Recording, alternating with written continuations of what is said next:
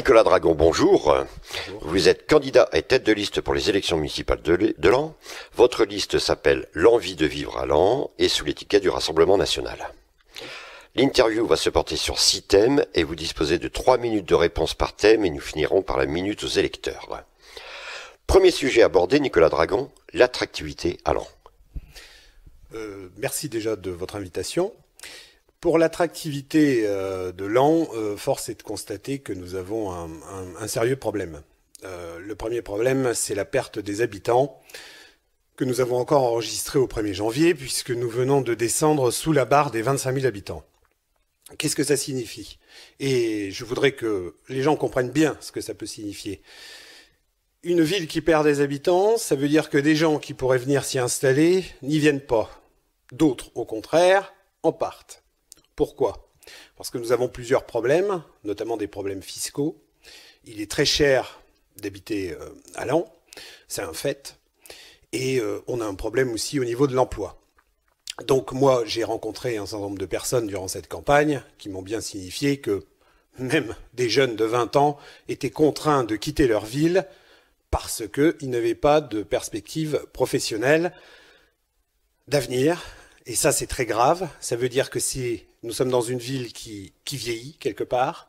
Et c'est encore plus grave parce que plus une ville perd de ses habitants, moins vous aurez de services publics, moins vous aurez de bureaux de poste, des services fermeront à l'hôpital, la blanchisserie qui a fermé, la stérilisation qui a fermé, qui ont été délocalisés à Saint-Quentin, etc., etc. Et au bout d'un moment, c'est mécanique, on pourra même plus baisser les impôts, puisqu'il faudra les compenser. Donc pour cette attractivité, il y a énormément de choses à faire sur le plan fiscal, sur le plan de l'emploi, sur le plan du commerce. Il faut redonner de l'oxygène à tout ça, et il faut absolument prendre les mesures qui s'imposent le plus rapidement possible. Il n'y a pas de fatalité. Ce qui est en train de se passer à Laon, le chemin peut être inversé, on peut renverser la vapeur. Voilà pour ce thème de l'attractivité. Sur le logement... Alors justement, on va passer au deuxième sujet, puisque comme ça on va présenter pour tout le monde. Le deuxième sujet abordé, donc le logement. Alors sur le logement, ça rejoint l'attractivité. Et c'est évident.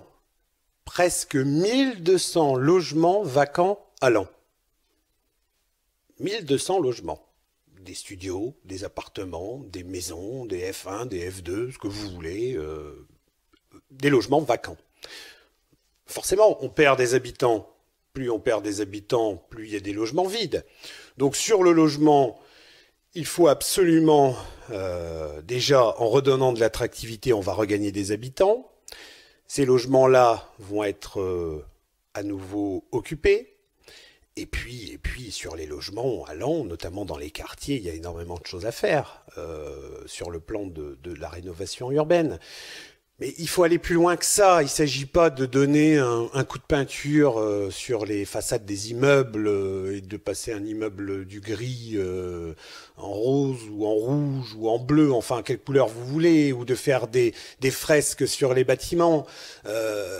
Dans les quartiers, il y a aussi un problème par rapport au logement, c'est qu'il y a un problème de commerce, c'est qu'il y a des commerces qui ont fermé, d'autres qui devraient s'ouvrir ne s'ouvrent pas. Voilà, je veux dire, je peux pas vous dire autre chose que de dire que de toute façon, sur les problèmes de logement, ça va aussi avec le plan fiscal. Sur le plan fiscal, vu que c'est cher, habiter Laon reste cher, et que vous soyez propriétaire d'ailleurs ou locataire. J'aurais des propositions à faire là-dessus, notamment sur le pouvoir d'achat. Si on baisse les impôts à Laon, la taxe foncière notamment pour les propriétaires, il y aura un effet mécanique boule de neige pour les locataires, puisqu'un propriétaire qui voudra louer son bien, si lui-même a sa taxe foncière qui baisse, eh bien, mécaniquement, le prix de départ du loyer du futur locataire sera déjà moins élevé et tout le monde sera gagnant. Voilà ce que je peux dire sur ce thème-là. Passons à la troisième question, Nicolas Dragon, la sécurité. Mais là encore, la sécurité, ça commence à prendre des proportions incroyables. En moins d'une semaine à Laon, 3 faits marquants. Un braquage à un distributeur de billets de banque. Un cambriolage chez une dame âgée qui était seule chez elle et qui se lève la nuit pour X raisons à 3 heures du matin. Elle sort de sa chambre, un mec est dans le couloir. Elle a eu la présence d'esprit de s'enfermer dans sa chambre, d'appuyer sur un bouton d'alarme qu'elle avait sur elle. Les secours sont intervenus immédiatement, ça aurait pu mal tourner. Et encore, il y a quelques jours, une dame qui se promenait sur les remparts, qui a vu son sac à main voler à l'arraché avec une rare violence d'ailleurs. Non, cela ne peut pas continuer comme ça. Ça ne peut pas durer. Donc il y a des choses à faire. Premièrement, une police municipale de nuit, qui n'existe pas actuellement. Je veux une police municipale de nuit 24 heures sur 24 à compléter avec la journée. Un bouton d'alarme pour les commerçants de ville.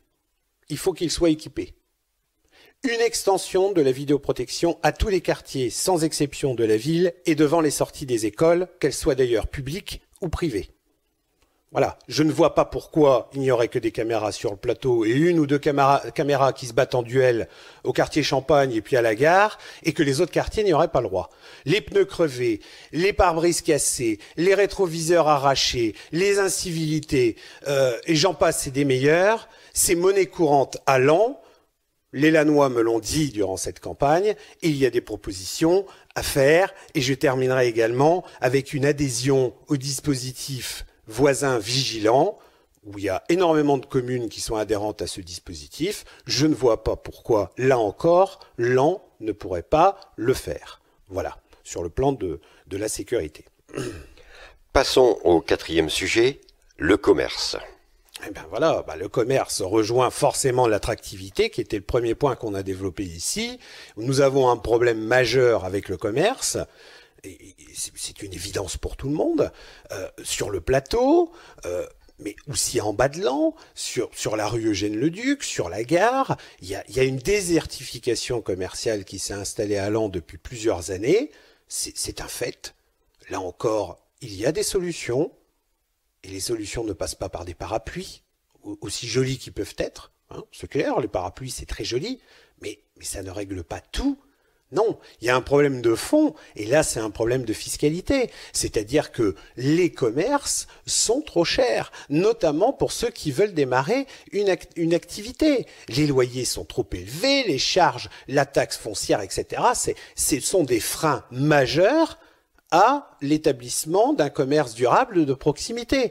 Là, il y avait une proposition phare que nous avons développée durant cette campagne, c'est tout simplement de pouvoir rendre la taxe foncière à tous les commerçants qui la paient sous forme de subvention pendant 5 ans. Ça va donner énormément d'oxygène, ça va laisser respirer ceux qui sont en place, les nouveaux qui pourraient arriver, et par effet mécanique, cela pourra même créer de l'emploi. C'est ce que tout le monde attend. Je suis allé à Verdun, 19 000 habitants, moins d'habitants qu'à Laon, il y a une ville haute, il y a une ville basse.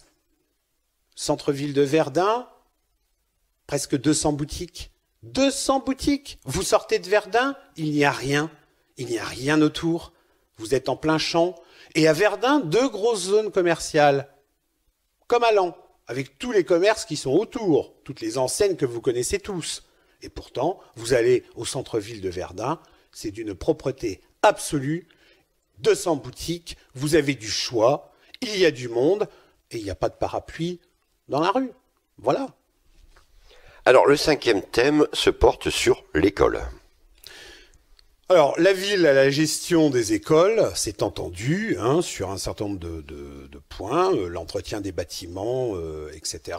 Bon, au niveau des programmes, évidemment, nous n'avons pas de mots à dire là-dessus, puisque ça provient de l'éducation nationale. Des dispositifs de sécurité devant les écoles, des dodanes. Il y en a déjà à un certain nombre d'endroits, mais il n'y en a pas partout. Je le redis, une vidéoprotection à la sortie des écoles, enfin devant l'école en question, qu'elle soit publique d'ailleurs ou privée, sous contrat, parce qu'il y en a au moins une à Laon. Nous avons un problème avec l'école, c'est que nous avons beaucoup d'élèves en difficulté.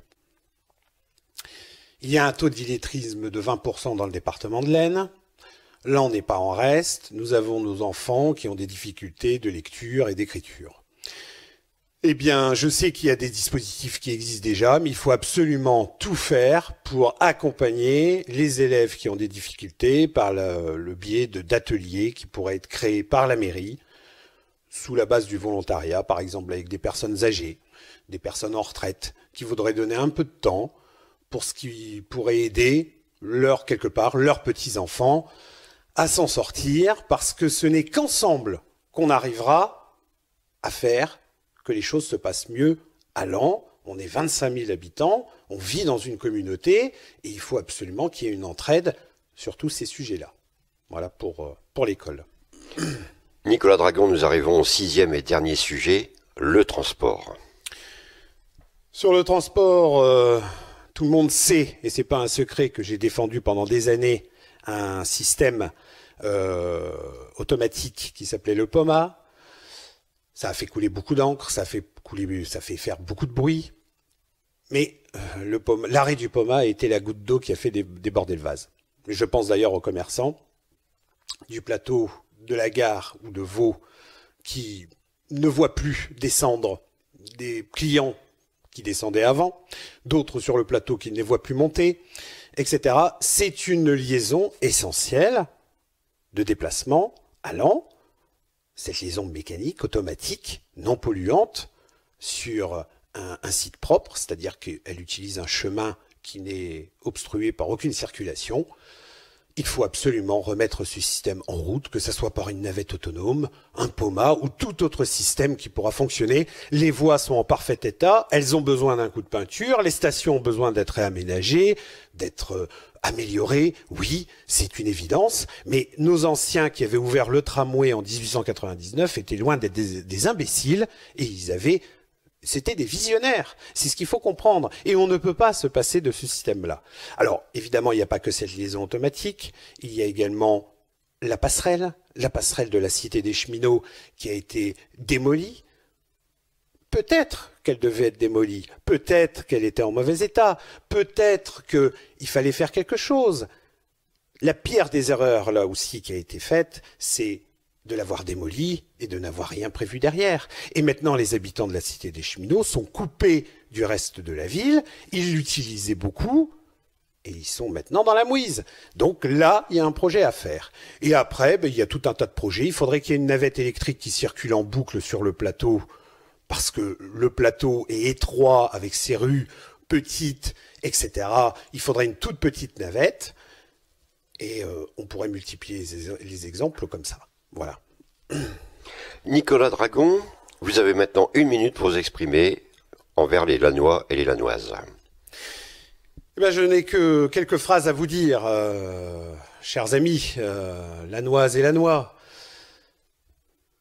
Dans la République, il y a ces rares moments, finalement, tous les 6 ans, on pourrait croire que c'est court, mais c'est aussi long, où vous pouvez avoir le choix de vous exprimer avec un bulletin de vote. Dimanche prochain, je suis fier, et avec ma liste, nous sommes très fiers d'avoir pu vous donner un choix supplémentaire, avec des propositions toutes simples et de bon sens. Voilà. Pas de promesses ostentatoires, des choses simples qui touchent à votre vie, sur le pouvoir d'achat, sur la sécurité, sur l'attractivité, sur l'emploi, sur le logement, sur les transports, sur tous ces sujets-là, sur l'écologie. D'ailleurs, on n'en a pas parlé, c'est dommage, mais il y aurait des choses à dire également. Profitez de cet instant pour vous déterminer et éventuellement provoquer le changement. Voilà, mesdames et messieurs. Merci Nicolas Dragon. Je rappelle que vous êtes candidat et tête de liste pour les élections municipales de Laon. Votre liste s'appelle l'envie de vivre à Laon et sous l'étiquette du Rassemblement national. Merci Nicolas Dragon. Merci de votre accueil.